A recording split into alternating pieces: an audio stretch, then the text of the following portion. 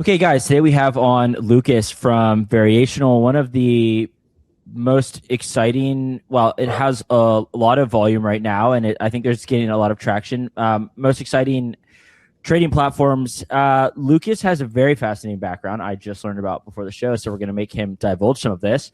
But give us a little bit about your background. Also talk to us about trading. I know you ran a hedge fund that you ultimately sold, and then you also, I've since learned, were basically a prop shop prior. I also found out that you went to college when you were 12, which is hilarious, and something that I found with a number of founders who have these hilarious stories of going to college when they're very young. Talk to me a bit about your background. Obviously, like, have extensive experience, even though you're fairly young in trading at this point. Lucas, welcome. Yeah, run with it. Yeah, thanks so much for having me. We'll run straight into it. Man, I wish I'm still young. I'm not that young anymore, but young at heart, let's just say, and certainly have been around in the industry. Crypto ages us very quickly, doesn't it? Look, let's cover a few of those. There's staccato everywhere. Number one, kind of on the more professional background side. I started my journey in quant finance and in crypto in New York. I've been working with Edward Yu, my co-founder, for 10 plus years. We met at university at Columbia doing research in similar labs and actually in the dorm rooms as well. We ran a hedge fund in New York called Q Capital, started around 2016-17 in FX, later pivoted into crypto. We were one of the early guys, not the first, but one of the first running market neutral strategies fully systematically in crypto. That was a crowd-derived digital currency group. And then we folded our team and technology into Genesis Trading, where we built one of the largest trading franchises on spot, linear derivatives, and then later with Josh Lim and team also in options. By the time we left, we traded about, By the time we left, we traded about 250 billion, I believe, through that system, electronic market making system, single dealer platform, the whole 9 yards. Absolute amazing spot in the ecosystem. Those were kind of their glory days, I like to joke, 2019 to 2021. And then Variational's history actually started kind of similar to Hyperliquid's and Chameleon trading. We were a prop shop. So from late 21 onwards, we raised a bit of capital and ran our own book, both doing OTC trading, especially in options, and then a lot of DeFi integrations and into kind of all the new platforms of the day. I like to joke, if you can name it from that era, we've probably traded on it. Everything from DYDX and Lyra and Zeta to Drift and Navo and everything in between. And it was greatly instructive. We were also quite early on Hyperliquid and a big fan of their team. Jumping back to origin story or lore, I like to say, I'll give a few kind of smatterings that are there. Yeah, I like to joke, it's amazing that I have social skills, but I did indeed start first university classes at age 12, kind of in math and computer science. Don't really share that too often. Try to stay humble and not give people the impression that I'm too much of a turbo nerd. But had a unique kind of background that was focused a lot on math and physics research, and actually quite a bit in GPU computing and robotics before I later got into quant finance. We can blame Ed, my co-founder, for that one. But obviously, proof's in the pudding, and we've done okay so far, and I'm glad to be here and building what we're building. Yeah, so like before we move on, talk to me a little bit more about when you're talking about like the first market neutral hedge fund or one of the first market neutral hedge funds. Like, for someone who has a fairly naive understanding, at least of like the intricacies, what does that actually look like in practice? Obviously, the reason I'm asking this is because I assume that in some capacity this was inspiration or motivation to eventually start Variational. But like, what were you guys doing specifically? Like, talk to me a little bit about like an example of strategies, or was it directional? Obviously market neutral, but like you have so much experience in trading, I assume that you have sort of run the gamut. So talk to me a little bit about like maybe some specifics there. Yeah, so great question. Let's kind of break it into actually two parts of the background. I like to say I was started on the buy side, right? So that's hedge funds. The sell side is what we call like kind of market makers and dealers. And that's the type of business we were at after acquisition when I was helping to run the engineering team at Genesis. My co-founder, Ed, was head of quant research. So that's where, you're kind of the pricing provider and the hedge funds are the guys trading, right? The pricing takers. That's why they call it the buy side. And then now we're the infrastructure side, or kind of the platform side, which means we've kind of gone full circle. But just starting out in like what it means to be running a buy side fund, there's so many different types of strategies, right? And I'd usually break it into two different camps on two fronts. One is you have discretionary versus systematic. So that means you either have manual traders coming up with ideas and executing, right? Or you have usually computerized and fully systematic systems, right? And the other side is you have kind of the frequency, right? And I separate that into kind of the mid and long-term frequency, which might be holding times of days and, months and even years. Like think of Warren Buffett as very active trader and long horizon, right? And then you have kind of on the other end of the spectrum, the ultra low latency HFTs that are obviously fully computerized. So we were somewhere in the middle, but leaning towards the HFT side of the spectrum. But what this was really interesting is in crypto, as I said, being one of the earlier funds doing kind of market neutral strategies, none of the infrastructure pieces you needed to execute systematically and build these computerized strategies existed. What I mean by that is like data, exchange connectivity, research infrastructure, model fitting, like even frankly, OTC desks themselves were much smaller kind of at that phase in the ecosystem. So it took some very creative building of all of these components of infrastructure in-house to actually kind of get that off the ground. And that's what made us an interesting acquisition target later on by DCG. We had built our own trading platform and research platform and data vendor solution, and actually had quite a large team relative to these days what you'd need in order to run these types of strategies, since we had to kind of build that systematic execution layer ourselves. And I'm happy to talk a bit about just how quant funds work, if that's interesting to you as well. Like, what does a systematic strategy mean? But that's kind of what it looks like inside. Yeah. Okay. Well, actually, yeah, go ahead. Like, what does it look like inside? I mean, maybe toward the end or whenever, I suppose, like, what were you doing on a day-to-day basis? I'm always interested in this stuff because, like, I get guests on from all different, projects, and I'm often, like, genuinely curious, like, what. Also, by the way, like, I've never I've never had like a real job for what it's worth. So I'm oftentimes genuinely interested, like, what do you do on a day-to-day basis? Like, what are you monitoring? Like, what are you looking at? So yeah, talk to me. Let's, like, before we move on. Yeah, like, at a quant fund, like, what was your main role? Like, yeah, talk to me a bit about that. Yeah, so there's a lot of functions at a fund, right? And I'll kind of keep the what we call mid and back office pieces a little bit aside. Yeah. So that could be like compliance and ops and fundraising even, which is an important piece of running a fund. But let's talk about the nitty gritty, which is the trading side. I think like kind of the big things we should talk about here are the research factory, where mostly you're looking for so-called alphas, right? Which is essentially trying to build a repeatable process, infrastructure, data, and like pipeline to take things from idea to generating a signal, right? Like an alpha signal at the end of the day is some type of algorithm that gives you a trading signal, or maybe an input into another set of alphas that themselves eventually produce a trading signal. So it's kind of like a tree of data and transformations a lot of the time. The style can be very, very dependent on like the industry you're in and kind of the types of instruments you're trading. But at the time, we did kind of these mid-frequency style strategies where we'd be looking for signals on, a few minutes to hours to even a day or two horizon. So this is the research side of the house, is a lot of, let's call it like quant research and data science and so on, using these tools that we build to explore ideas and test kind of these statistical models and so on. Once you have them, you deploy them. In the production side, a lot of that is on monitoring and execution. Most of these types of strategies trade quite often. So if you're not intelligent about your trading, you're going to end up paying a ton in fees and slippage and execution costs, as well as you might have dozens, if not hundreds, of different signals and sub-portfolios running at a given time across a ton of different accounts. So building computerized systems to do the execution as well as the portfolio management is another big layer. So that's where you spend a lot of time on, usually on the engineering side of the house and building the research infrastructure.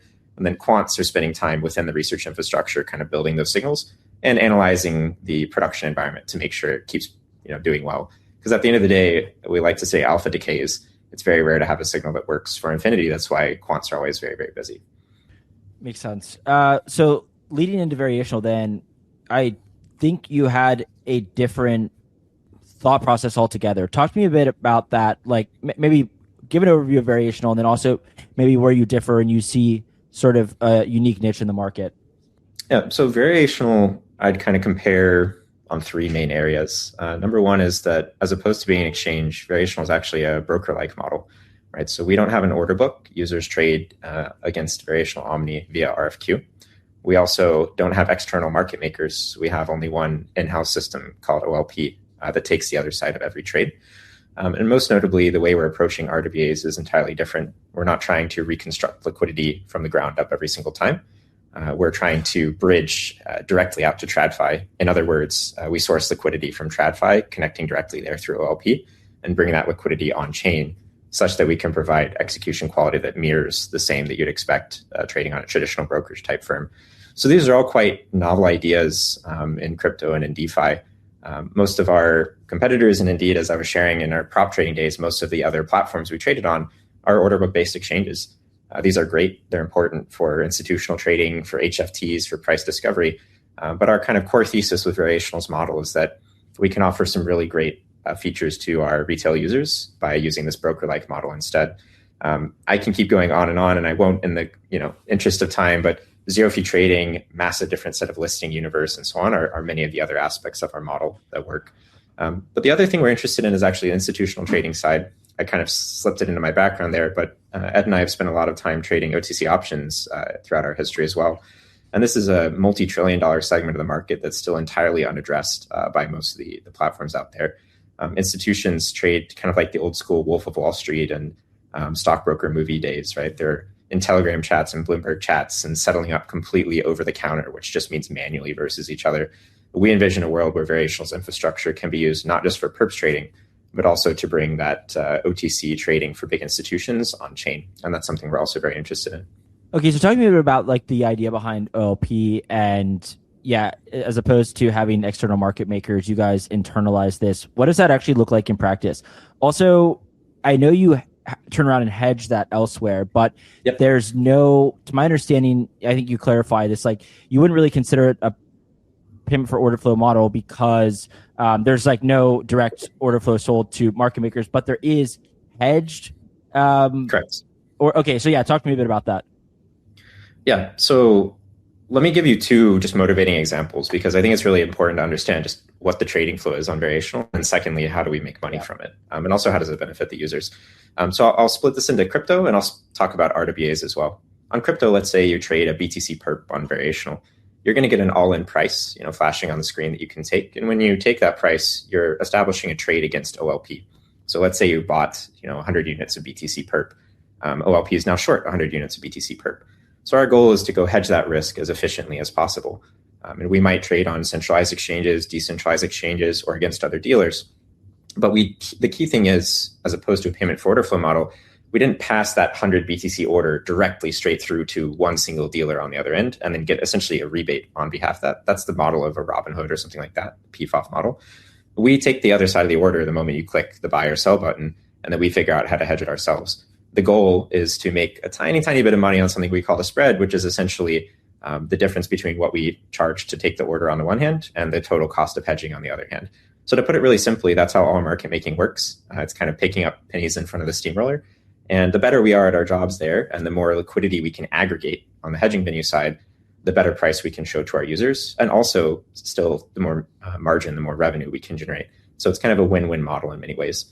RWAs are a little bit different. Same idea. Let's say you trade a Tesla perp on Variational or something like that, or in the future, a Tesla swap. And we should definitely talk about swaps and how they're different from perps. But we could hedge that onto, especially after hours, like another crypto venue or a Hyperliquid or something like that for the 24/7 liquidity. But the deepest liquidity by far, by orders and orders of magnitude for traditional market underlyings are the traditional markets themselves. So OLP also connects directly to Tradfi venues, the household names that might be in New York or Chicago or Amsterdam. And this is where we can hedge some of the risk. And again, remember that the liquidity we can show to users is a function of the liquidity we aggregate for hedging. So we're not passing that order through directly, but we are splitting that up potentially onto multiple different TradFi venues. And in other words, we can show greater than the sum of the parts. And the parts there are not crypto native venues. The parts there, especially going forward, are the TradFi venues. So that's something we're really excited about, is we call it bringing TradFi quality liquidity on chain, especially for hundreds of different RWAs.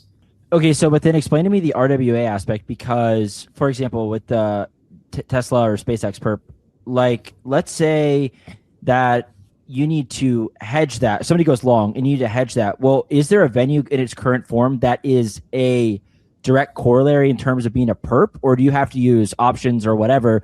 Obviously, like there's a big influx of Kalshi and CME. Probably everyone's going to be, in theory, offering perps and whatnot. But in its current form, is there a way for you to go short on an actual perp so that it's like the same primitive, right, on the other side? That's actually an excellent question. We would call this like the non-fungibility of the hedging venues, right? Or in other words, the fact that there's a different basis. So indeed, right, like even two perps, let's say we could hedge it directly onto a perp. We can't usually. That's why what you point out is a great question. But let's say we even could.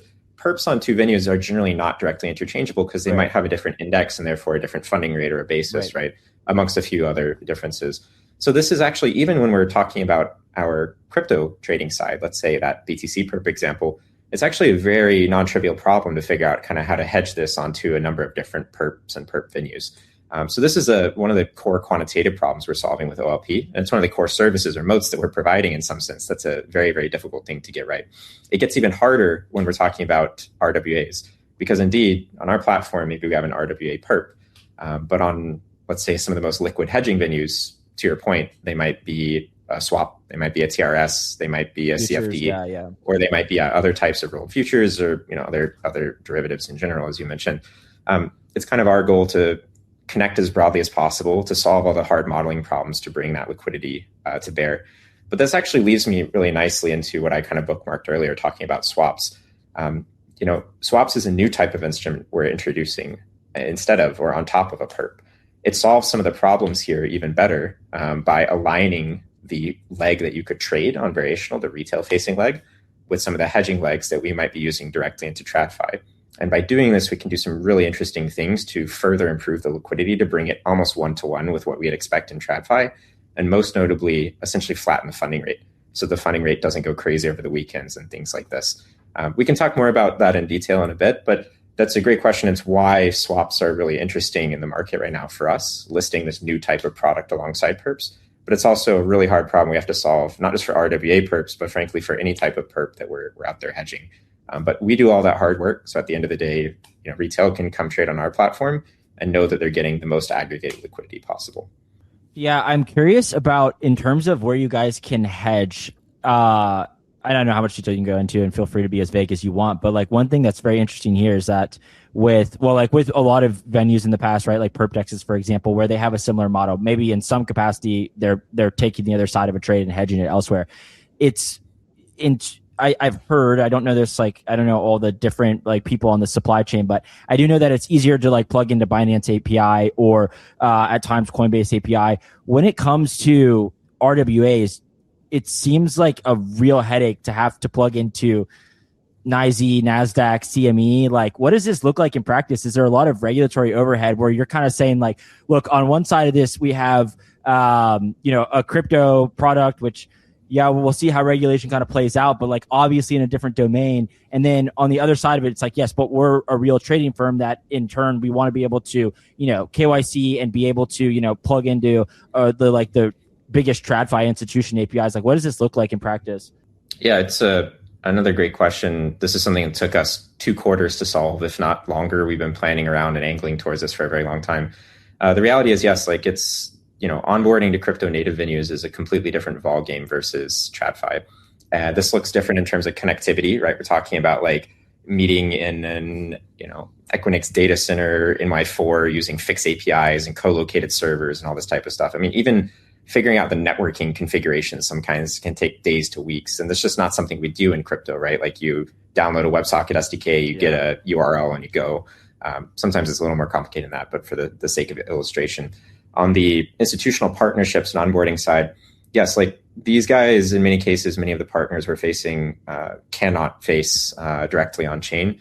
They cannot, use certain types of, let's call it arrangements. So it took a lot of planning and implementation and finesse on the technical side, on the commercial side, and on the, let's call it onboarding side, to figure out how to get these two systems to talk to each other, how to get these two entities in the right arrangement, and how to structure this whole thing.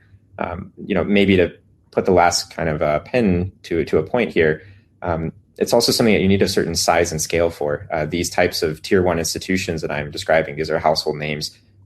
Regardless of whether you could partner with them, they just don't partner with smaller startups, with smaller exchanges. At the end of the day, we think this is a big part of our moat, is the set of partners we've been able to, convince to work with us because of the scale we're at, because of the investors that we have, and because of the fact that we can come meet them where their existing infrastructure exists. Okay, last question on this kind of goes back to now your quant days, and just because I'm curious, and yeah, this is very interesting to me. You guys, Variational does have to effectively run some form of a prop shop on the other side. Now, how directional that is, obviously, I think depends at times, but you are hedging elsewhere. Just out of curiosity, are you guys ever caught offsides? You don't have to give me a specific example, but are there times when, not necessarily retail's getting the better side of you, but you're caught off sides in terms of how you hedged. I mean, this seems like quite an intensive, like ongoing process to like, make sure that you're, market neutral, but also being able to offer the best retail experience. Are there times when, we did not hedge this properly, right? Like from the prop side? I would say no. And at the risk of that sounding like an unsatisfactory answer, I'll try to give some additional context to that. We don't counter trade our users. We hedge very aggressively. When we talk about hedging and like kind of the amount of time we might be holding risk, we hedge intelligently, but we're talking about time spans in HFT land, right? We're not talking about holding risk on the other side of users for minutes or hours, or especially not days. We're talking about for milliseconds in many cases, right, before we go systematically hedge it onto many venues or match internally. It's called internalizing against maybe an offsetting order. Maybe you sold one BTC and I come in later and buy 2 BTC. We obviously don't have to hedge the original sell. So broadly speaking, we run the book very, very, very flat. At any given time, the market risk in the book is effectively negligible relative to the size of the book. And I think that's an important kind of property of OLP. It's kind of core to our philosophy. We don't want to make money counter trading users. We also want to be very safe and run the system in a scalable way. So we'd rather monetize. I'd compare it quite similarly to, I like to joke for crypto native audiences, like an in-house Wintermeter Selene. But you could also say an in-house, let's call it a XTX or Virtu or Jump or Jane, or pick your favorite, HRT, your favorite tier one, prop trading firm.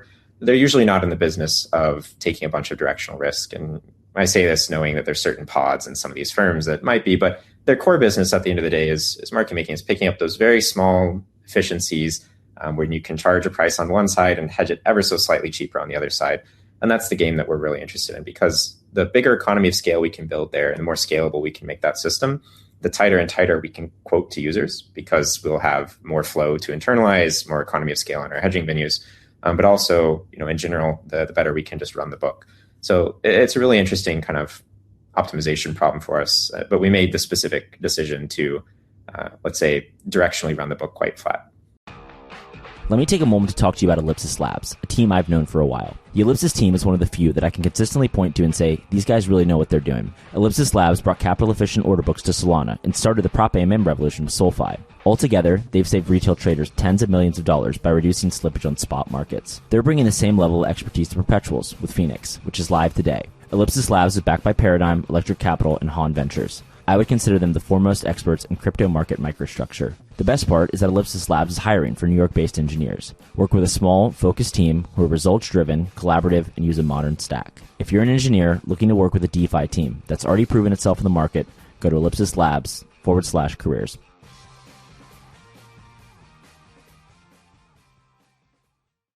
Yeah, I want to come back to something I heard you mention. We touched on it for a second, but also I heard you talk about on another podcast, and I want to dig deeper into it. One of the kind of selling points, which at least is like very clear to me for Variational, is you kind of push this idea that, look, we're not necessarily the venue for price discovery, but we want to be the venue for execution.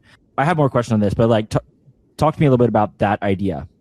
Yeah, so let's first describe what price discovery means. At the end of the day, price discovery exists on order books. Price discovery is where the vast majority of the liquidity might be centralized. It's the most liquid kind of leading venue, where usually in traditional markets, at least, these large institutions or large market makers are matching and eventually kind of reaching a fair market price as their books kind of flatten out. This is necessarily something that is very HFT oriented. This is necessarily something that is happening on infrastructure pieces. But this is also something that's very institutional facing at its core, right? When we're talking about execution, we're not optimizing for HFTs as our main client base. We're not optimizing for, sub microsecond matching latencies in an order book, which is an important facet. Like, let's talk about NYSE or NASDAQ or CME or these types of things. These are great infrastructure pieces and very important for price discovery and for matching in traditional markets. But what we're talking about is execution. Right. I don't want to over optimize for HFTs. I want to build a platform that gives the retail the best possible execution experience and the best possible price. And that construction looks different. My opinion is that construction looks like our broker model, aggregating as much liquidity as we possibly can, listing as many things on one platform as we possibly can, and most notably using this model we were just describing to offer zero fee trading. Those all add up for the things retail cares about, not kind of this HFT style execution for price discovery. And one other kind of side piece here is that as I said, our main model is kind of bridging the multi-trillions of dollars of TradFi liquidity that exists in TradFi. If you ask where's price discovery happening for an NVIDIA, or where's price discovery happening for Google or gold or oil, take your pick, it's on a TradFi venue. It absolutely is. So at the end of the day, we're also importing the most efficient pricing by nature of doing our hedging and our liquidity aggregation out to TradFi directly for these RWA markets. So you think, would you say, not to make you give a binary statement here, but would you say that a venue, well, I guess this depends on whether you're talking retail or institutional, but in general, would you say that a venue cannot be the place for both best execution and price discovery? Is that sort of, go ahead. Academically, I don't know if I'd make that statement like strictly. I mean, it might be possible, but directionally what you're trying to get at is the philosophy of what I was trying to share, right? Like when we're looking at building exchanges for the very long term, look at TradFi, right? Brokerages and exchanges exist separately, right? And there's very good reasons for that in terms of capital efficiency, liquidity aggregation, and so on the brokerage side. And then hyper optimization, the business model of, say, NASDAQ or NYSE, is to provide the absolute best and fastest co-located order matching system so that these institutions can match very quickly and can do the price discovery. And those are not necessarily the same goals, right? Like I don't care about nanosecond level, or I should say microsecond level order matching on Robinhood, but I do care about their ability to aggregate from 5 to 10 to 20 different liquidity providers and provide a great trading experience. And NASDAQ similarly, doesn't have the same UX design goals, shall we say, if at all, of a Robinhood. They are simply there co-locating like fiber lines and racks of servers in New Jersey. So I think those are sometimes different design goals, let's say. Yeah, I think also that, well, one of the ideas that Hyperliquid has put forth is like price discovery on chain. And I've been thinking about this. It seems like there are very sparse examples of this being the case. I mentioned earlier, like Cerebras, for example, or a pre-IPO stock or whatever that has a decent bit of liquidity. People do want to trade it, and people sort of aggregate around the biggest venue to do so. And at the time, yes, that was something like Hyperliquid because there just wasn't really any other place to do this. So in that scenario, maybe I can say, okay, well, to the extent that price discovery is happening, I don't know how accurate it is, right? We see some divergence, but it's fairly accurate in terms of what it actually IPO'd at. And there's other examples. Maybe that is where price discovery is happening. But with Bitcoin, it's not happening on Hyperliquid, right? But I think that's their goal. But I do think there's a lot of, at least from traditional land, in academic circles, like you kind of mentioned, co-located servers, so on and so forth. There's a lot of skepticism as to whether that's ever feasible. What are your kind of broad thoughts on this notion that price discovery could happen on chain? Like I'm saying it very vaguely, so you can kind of go whatever direction you want with it. Yeah, well, expanding on my definition a little bit, as you said, right? Like in the case of some of the pre-IPO perps or a few specific examples, price discovery in this case could mean like it's one of the few, if not the only liquid venues, right? And at the end of the day, price discovery is people pricing new information to the market. So I used it earlier in the case of these institutions, right? Because we assume they're most informed, like the biggest volume traders. But if it's one of the few places, if not the only place to trade, that is where the new information is going to get priced into the market as it comes in. So in those cases, yes, price discovery was happening on chain, but did it have to be on chain, right? Was there anything like unique to being on chain? Maybe, a few directions I take this in. Number one, as we see more markets move to be 24/7, including say on CME or some of what's happening in Europe, I know there's ATSs in this direction as well. As we see more dealers, TradFi dealers able to price 24/7, as we see more listings universes expand, let's say on the CME futures, on single stocks and many other things, there's just going to be many, many more cases where it becomes kind of a diminishing field of what we say is kind of the domain of price discovery happening on chain. And to that idea of like as many kind of new points of information coming in with volume to introduce that information or price to the market, it still makes sense to me that those will probably be, in the case of RWA specifically, happening on these trad venues, especially as the trad venues expand.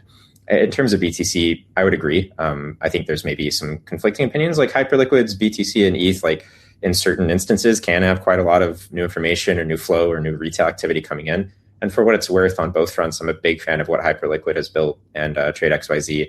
I think they really kind of laid the foundation and kind of showed the promise of this market. But yeah, to answer your question quite bluntly, does it make sense that this has to be the only price discovery venue, and certainly the price discovery must happen on chain? No, definitely not. Yeah, and I mean that's like fairly obvious with like pre-IPO stocks where it's like, yeah, it's well, I would say Reg Arb, right? But like more specifically, it's the only place where it's trading, right? So it's kind of like, yeah, chicken or the egg there, I suppose. Not I don't want to get too technical, but with the actual blockchain design aspect, like, so variational is. Tell me if I'm wrong here. It's it's bridged from Arbitrum. It's on Arbitrum. The contracts are deployed on Arbitrum 1. Completely. Yep. What are some of the, I don't know, what are some of the benefits, but also drawbacks to building this atop, let's just say like a blockchain, not necessarily Arbitrum, but like what have you found? Obviously you come, so you have a lot of trading experience in crypto. So I would assume you're very familiar with these systems, but you've also probably seen the other side of this, like much easier systems to work with, like, be it Binance or NASDAQ. Talk to me a bit about some of the like things you've had to work around or some of the benefits, to building this atop a blockchain. Again, fairly vague, but you can go whatever direction you want. Well, let's talk about Variational's architecture. Like, it's really interesting on two fronts. One is that we have hybrid like on and off chain components, and this is intuitive, right? Like in order to bridge to Tradfi, of course, that connectivity is all happening off chain. Some of the execution to say centralized exchange venues and so on, that's all happening off chain. So there's always going to be pieces of OLP that exist off chain. For on chain, like we cared about two main things that we really try to accomplish with deploying onto Arbitrum and onto contracts. Number one was actually transparency. This idea that we've been talking about, the benefits of this broker-like model where OLP is on the other side of the trades, it's fascinating, and I think it has some amazing benefits to users that we talked about, listing universe and zero fees and so on. But also, right, like sometimes people might say, hey, how do I know that, that counterparty is solvent? How do I know that my P&L is being settled up properly on chain? How do I know that, these things are transparent? Well, I kind of like having that as an answer. Why build in crypto? Why build on chain in the first place? The reality is it's all just there. Go look at it. You can look at it in Block Explorer for RBScan. You can look at it in our Dune dashboards. The solvency of the system and kind of all the rebalancing and fairness is shown on chain. And that's a big piece. And again, I'll come back to Hyperliquid and a few other trailblazers here of showing the value of this transparency in the system. And I think it built a lot of trust for them, and I hope it would do the same for us. The other is actually segmentation. So the fact that we can automate capital movement allows us to do one big thing versus other exchange designs in our platform, which is it's purely peer-to-peer bilateral trading. So I'll define what that means because I think it can get lost in like technical details. Let's say I have an account on Variational. When I sign up, we deploy a new smart contract, a fresh one. We call it a settlement pool that's going to hold my capital, my collateral, right? And that's what I'm going to use to collateralize my positions when I open, Perps trades and so on. That's my balance backing it.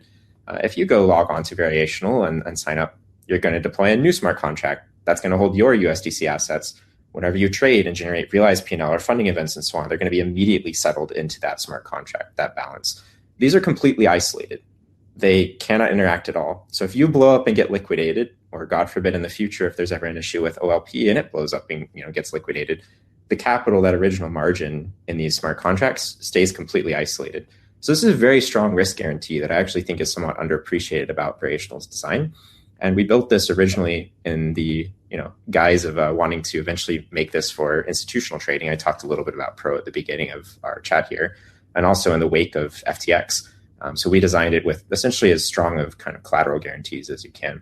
So is this easy to do in real-time rebalancing and the amount of gas, good Lord, that we spend on Arbitrum to kind of move all these funds around real time and keep everyone's balances isolated and safe is very, very difficult. And it would have been a lot easier to do it in one, but it keeps our users safe and it keeps everything transparent. So that's kind of how we architected it.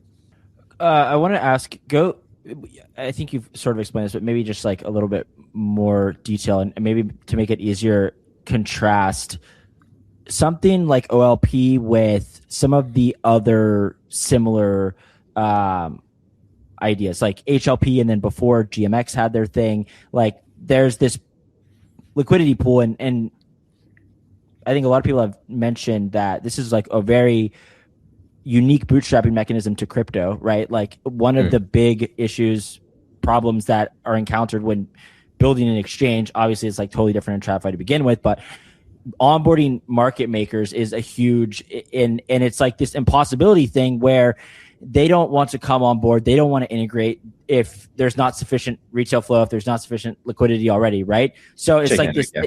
Exactly. So talk to me, one, about like OLP, and then, maybe how it differs from the other models we've seen in the past, because obviously this RFQ system, it does differ, right? Like from something like HLP, or what was the GMX one called? Like was it GLP? GLP. Yeah, exactly. Yeah. We were not good at naming things. We all use the same naming nomenclature, but hey, it works. Zooming out a little bit though, I would say like the difference is at the architectural level for all of these. So it's a very strong difference between maybe Hyperliquid and HLP versus Omni and OLP. And the biggest difference is there's still an order book on Hyperliquid. When you're trading, you're matching into the top of the order book. HLP was a mechanism essentially in the early days to bootstrap liquidity onto Hyperliquid's books. But these days, HLP is, look it up, don't quote me on it, but I guess like less than 1% of Hyperliquid's total volumes. It's external market makers, right? The, Jumps and Noroses and Selinis and Wintermutes and what have you of the world. And by the way, this is kind of extractive, right? Like the revenue they generate, which is huge, is leaving the Hyperliquid ecosystem. This, by the way, is part of the revenue that eventually becomes, our revenue, and we keep it within the ecosystem to benefit the community and lower spreads, and in the future maybe drive economics of the platform. But suffice to say, a bootstrapping mechanism where it's still fundamentally an exchange and order book is very, very different from on our platform. All users trade directly via RFQ, not an order book, against OLP. OLP is 100% of the other side of the trades on Variational and always will be. So it's a very different type of mechanism design. It did solve bootstrapping in both cases. HLP was the original few levels in the order book to get it off the ground. But if you compare it these days, HLP is not really relevant to the success of Hyperliquid in its current form. And Hyperliquid is an exchange. It's an order book with external market makers that you're trading against. On Omni, we have a broker-like model. So all the retail users are matching via RFQ against OLP, and OLP is hedging externally. And to put a pin in it again, HLP doesn't hedge, on its own exchange perhaps, but OLP is meant to aggregate and route out to other platforms to hedge the other side, as we discussed at length a little bit ago. HLP and GLP and others either are hedging only on their own exchanges, because it's for bootstrapping liquidity, or in the case of GLP, kind of counter trading users. And I don't say that in a derogatory way. GLP was a really interesting mechanism when it was introduced, but we've since come up with much better systems that don't rely on users losing to keep the platform solvent. Can users deposit into OLP though, or no? They cannot yet. It's something that we've had on our feature roadmap. We've been in the fortunate position of being able to bootstrap OLP's balance sheet off of Variational's core equity capital, and this is something that just let us keep scaling faster without having to build all sorts of. We've seen what's happened with some vaults in the ecosystem. They're usually a place for vulnerabilities, and they're hard to get right, lockups and withdrawals and stuff like that. OLP is fundamental to the success of Omni, and we wanted to get it off the ground easily, so we funded it ourselves. In the future, though, I think it will be interesting to allow users to participate in the ecosystem by depositing into OLP, just like HLP was an interesting kind of alignment with Hyperliquid back in the day. So we'll explore that for sure. Yeah, I guess it's like in some capacity, there's a little bit of, does it matter that much? Because if you guys have this static pool of capital, OLP, and then you in turn in the future use all revenue there to purchase the token, it's sort of just like a pass through anyways. It may not matter as long as the value is somewhere in some capacity being captured. So I don't know if there is a big difference between allowing people to deposit directly versus using, all or some portion of the revenues to eventually buy back token, or, in the future, if you can do dividends, whatever it may be. I directionally agree with that statement. Yeah. There's some cost of capital. Let's almost call it like a risk-free rate of keeping funds in a smart contract. And, some users might want to capture that, revenue, but yeah, the excess revenue, and certainly this is what we've already kind of publicly discussed, will be captured into the protocol fee and, potentially used in the future for the token or other use cases. That's where I can't talk too much about it quite yet. But, also I would point out, OLP is structurally not built to be extractive. Market makers on other platforms, their goal is to make as much money off of the flow as possible. In other words, to try to widen spreads, to try to front run you and so on. That's not the goal of OLP. We want to make the system sustainable. We want to generate revenue.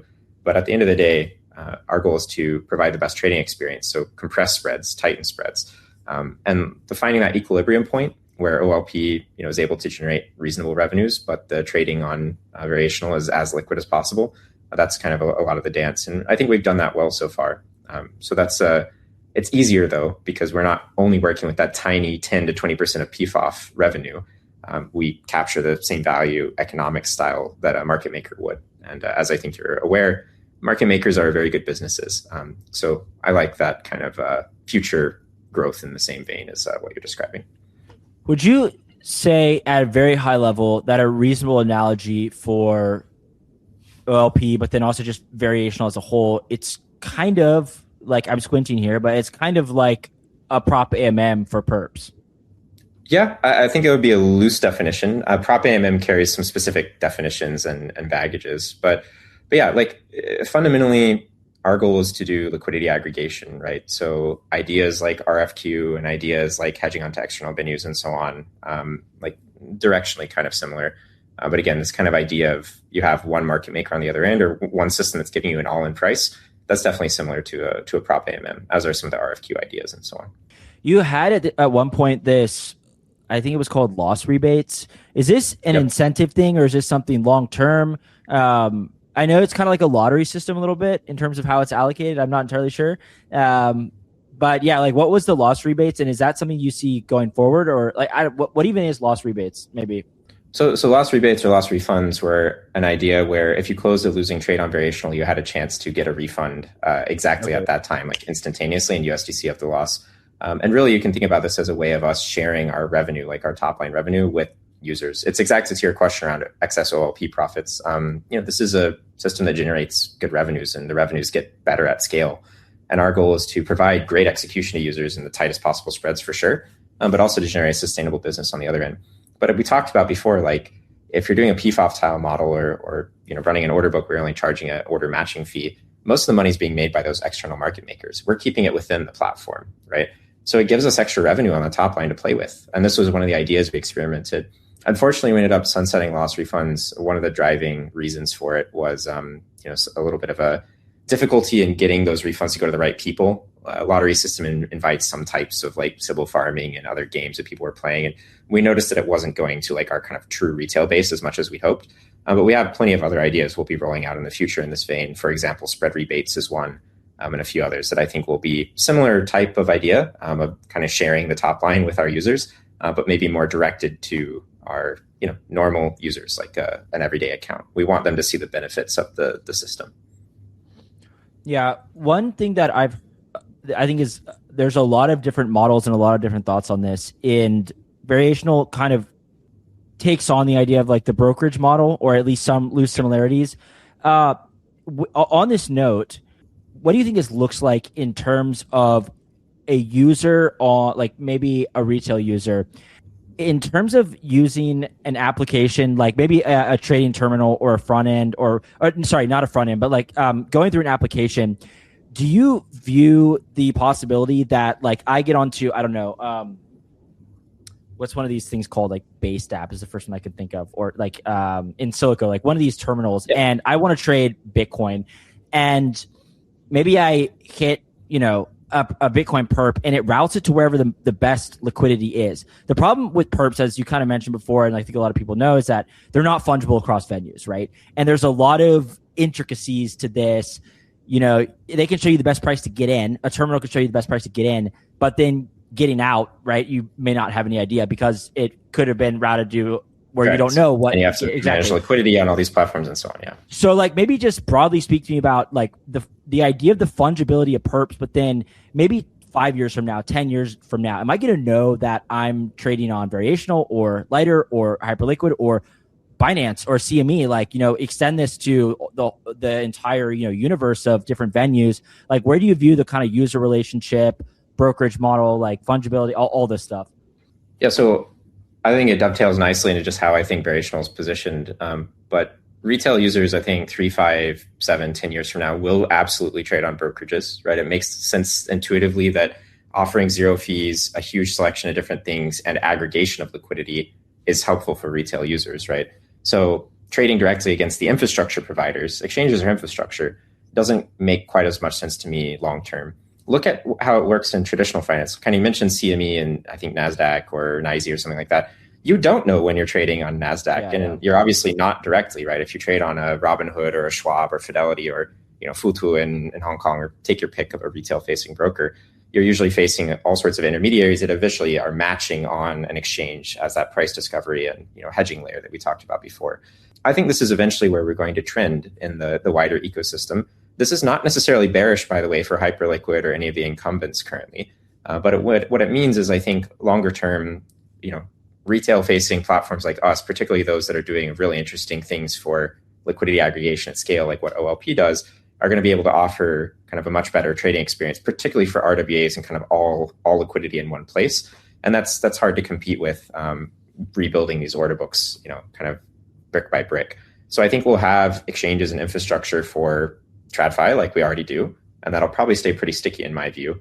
Then we'll have, crypto exchanges, and we might have some for prediction markets. We might have some that are better at 24/7. I actually think price discovery and kind of unique types of instruments will probably continue to be on chain, or at least directionally on chain. But that's kind of an infrastructure layer play. And then retail facing, it's going to be these broker-like or brokerage models like ours. But, I'd contrast this pretty strongly with trading terminals. Trading terminals aren't brokerages, right? They're terminals. They're front ends, right? At the end of the day, I love those businesses. No, but I get where you're coming from. I love those businesses. I genuinely think a lot of them have fantastic UX. We have a lot to learn from them. But as you mentioned, right, they're actually not really functioning as an aggregation or brokerage layer. They're really providing a UI on top of one. It does let you kind of route to the best exchange, but you still have to manage your position there afterwards. You still have to manage collateral and so on. And it's not really giving you truly the benefit of aggregated liquidity, especially, again, to use the RWA example, in many cases, not at all. To TradFi, I mean. Yeah, another thing I've heard from people, I mentioned this to you before, which is kind of interesting because I don't even think about this. I'm not even, I wouldn't even consider myself a prosumer. I know I have zero edge in trading perps. So when I do, it's, with amounts of money I'm a terrible discretionary trader as well. Yeah. So, but one thing I've heard is, interestingly enough, some people like to see an order book. And I heard this from somebody who I trust, and I think is, usually pretty smart on these things. And his point was actually kind of ironic, which is that you can kind of show people an order book, and it's almost like, I don't know, that's a terrible analogy, but a letter of intent or something, right? Where it's not binding, and you can show people levels, and you have no idea, really, until you press the button, where you're going to be filled, what the slippage is going to be, so on and so forth. That whole idea of total cost of execution or whatever. It's it's kind of one of these things you have to do it in order to know. But the idea of an order book seems like people gravitate to that. And in some ways, I will say looking at the levels, right? If you're going to clear an entire book, right? That may be helpful to know. I never trade the size to do that, but I think it's an interesting point, and it's one where I'm kind of curious. Can't you just show people something like an order book, really? And yeah. So is that something you have thought about going forward? I mean, maybe with a pro app or a mobile app, whatever it may be, you can show people an order book in the same way that everybody else shows an order book. And I think it's some, massive unlock. And in reality, if you're manually looking at the levels, you probably don't have a ton of alpha, I would assume. But I was just curious. Yeah, it's a common misconception on two fronts. And I think it's well phrased, right? That RFQ is incompatible with two things. What you're describing is, I describe it best as showing depth, right? So you want to see how much depth in the market is there, how much volume could I do, and how much would the quote have to widen in order for that. Showing an order book is one way, but we can show multi-level RFQ. This is actually very, very commonly done in traditional markets. It's something we've actively discussed. I wouldn't be surprised if I saw it on Variational, later this year. What looks like an order book, right? It shows the depth on the market, and it shows how far the quotes would widen at certain amounts of size. So to your point, it's absolutely something that we could do. I think some traders do find it useful. I think I also imagine a world where you don't have to worry about the depth, and I'll explain that in a second. But it's absolutely something that we can do. And I'll take this other opportunity to also describe the other common misconception I hear about Variational or RFQs is that it's slow. RFQ doesn't mean I fill in a request form and get a response quote back. If for guys who have used Variational, they don't answer this question, but we refresh quotes as they change in real time in the market. It's called streaming RFQ. It's no different than the order book refreshing in real time. So at the end of the day, you're getting a fresh market price, and we can show you an up-to-date quote. So to your point, we can show a multi-level quote, multi-level RFQ. we also can show this in real time. But I think one thing you said there was actually quite key, and it's why I feel so strongly about improving liquidity. And our model, like this aggregation and broker-like model, is the real innovation, not even like how we're showing liquidity to the user, meaning RFQ versus order book.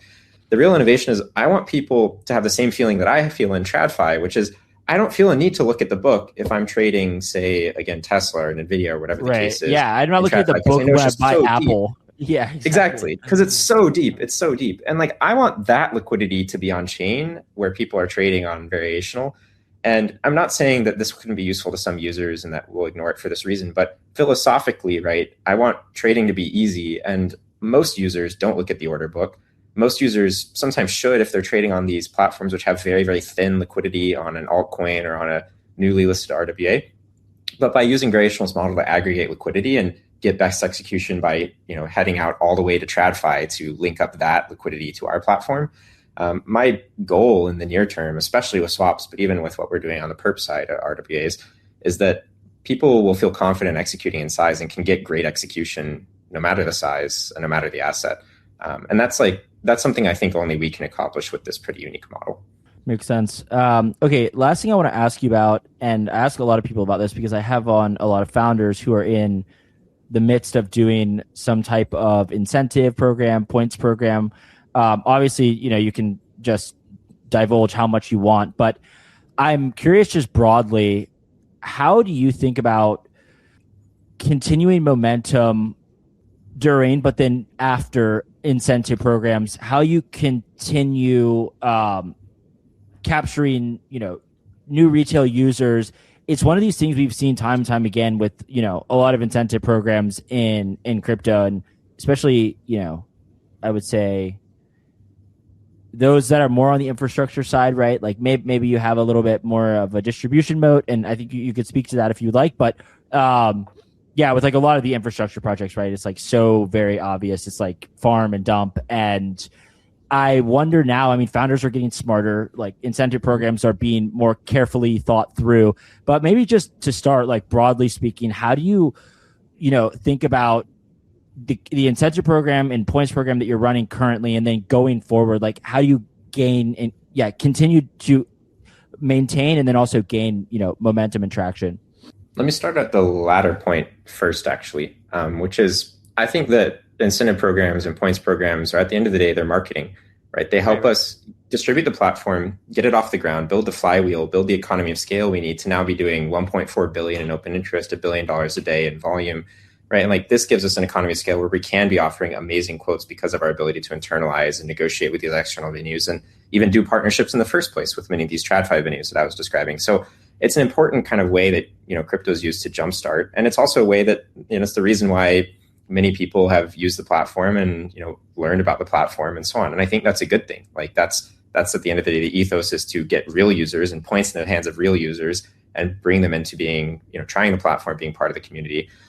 Where points become problematic is when there's no reason to continue using the product. And I think it's actually quite simple to pass the sniff check, right? Like there's no magic to it. Is the product good? People use Hyperliquid post incentives because they trust it, because Hyperliquid has high quality execution, because they've innovated with things like HIP3 and markets that you can't trade elsewhere, at least until Variational. I'll add a plug and say, right. And like, I think that it's very intuitive why users would continue to stick around in Hyperliquid. So I think the same is true for Variational. What we're doing uniquely on the liquidity aggregation side, what we're doing with zero fee trading, what we're doing with hundreds of different listings that are forthcoming that you can't trade anywhere else, what we're doing with swaps, right? Like this flat funding rate instrument and amazing quality liquidity out to Tradfi.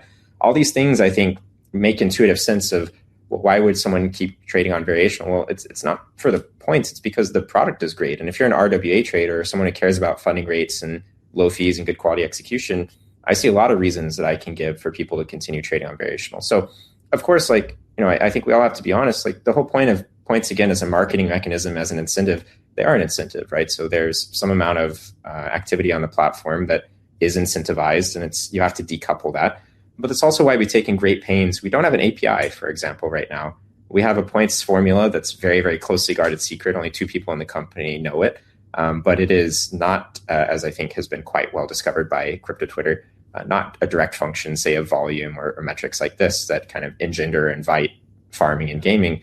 we try to use it to reward what we consider real activity, organic activity on the platform. So part of it's defensive in that way. Part of it is, just being smart and honest with ourselves about how much product moat there is. But in my view, there's no magic to it, right? At the end of the day, these incentives have done their job. I'm very happy with how the points program has gone, who ended up being the recipients of points, and also how broad it's kind of gotten our reach and our scale.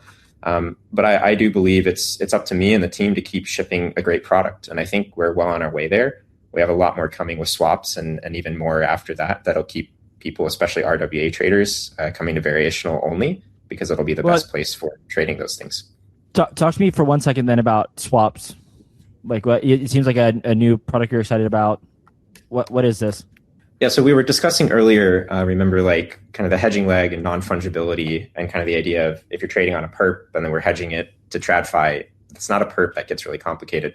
But we also, like, maybe I'll put it this way, I think we sweep it under the rug a little bit in crypto, but there are some problems with perps. For example, because of this lack of fungibility, perps can get pretty illiquid on the weekends and after hours, but also just in general, like when there's new listings. This is something we're obviously solving through the liquidity aggregation. But also funding rates kind of suck, maybe just to put it quite bluntly, right? You can get some pretty crazy funding rates when you have a price dislocation over the weekend or after hours, especially on these RWA markets. It makes people afraid to trade in size, afraid to hold positions over the weekend or just over a long period of time in general. And like no one likes it when their funding rate gets blown out. So imagine a world in which you could trade RWAs with all the good things of perps, meaning USDC collateral, leverage, all traded in one account, but without this kind of pesky, variable funding rate. This is what a swap is. This is a new type of instrument we're introducing. So the goal is to align the type of instrument that we offer to our users with how it's hedged into Tradfi specifically, and only into Tradfi. And we can kind of help us solve and negate some of these really complicated quant problems. But the end benefit is to the user. It means we can offer essentially like a flat cost of carry, we call it in kind of finance, but it really just means the flat funding rate, a very low one as well, 4 to 5%. And we can offer much, much better liquidity on hundreds of different instruments. So this is what we're rolling out in the very near-term future. It'll exist on alongside Perps. Perps are still great and great for novel listings and 24/7 liquidity. And also, like, there's a lot of reasons why people would want to trade with a basis, like funding rate arb strategies and all sorts of other stuff. But I think for most users, swaps are going to be the right way to trade. Interesting. Well, it's been fantastic. Where can people learn about you, Variational, the team? Where can people find you on, I don't know, Twitter maybe? Twitter's great. Variational_LVS at Variational.io. Fundamentally, I would shout out our Discord. I think one thing that sets our team apart and reminds me of kind of the early days of Hyperliquid, where my co-founder and I were participants in the Hyperliquid Discord. We read the Discord every day, every single day. And I think that's where we get some of our best, user feedback, our best listing requests, and our best just pulse on the community. Exactly to your question, right, about how is this thing going to continue on past incentives? That's where I get the pulse check is, are people actually active? Are these real guys placing real trades, asking real questions, and enjoying the product more than maybe some competitors out there? So it's my goal to always read that and use it to get us some platform feedback. But the final thing is, I just, shout out, keep an eye on the socials, any of our announcement channels. Swaps are coming soon. Quite a few other features alongside. That's where we're really going to take from being a market leader, second to Hyperliquid right now in the RWA perp space, but to what I think is like really introducing something completely novel to the ecosystem. It's been a while since someone's innovated like alongside a perp or upon a perp. So I'm excited to experiment and try that out. I think it's going to be a home run for us. Awesome. Well, I'll have to hop in the Discord and show this podcast. Thank you for coming on. It was fantastic. Appreciate it. Awesome. Thanks so much for having me.